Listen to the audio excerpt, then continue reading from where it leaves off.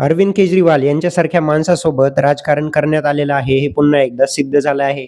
त्याचं कारण म्हणजे 27 फेब्रुवारी रोजी दिल्लीतील कोर्टाने अरविंद केजरीवाल, मनीष सिसोदिया यांच्यासोबत इतर 23 आरोपींना निर्दोष मुक्तता दिली आहे. न्यायालयाने दिलेला स्पष्ट निष्कर्ष असा आहे, की यात कोणताही फौजदारी षडयंत्र वा गुन्हेगारी हेतू हा सिद्ध होत नाही. मार्च 2024 मध्ये दिल्ली एक्साईज पॉलिसी 2021-22 मधील कथित अनियमिततांवरून ईडीने केजरीवाल यांना अटक केली होती. 100 कोटींच्या अफवांचा हा आरोप फार गाजला होता. सीबीआयनेही याचा तपास केला, पण अखेरीस न्यायालयात आरोप सिद्ध झालेच नाहीत.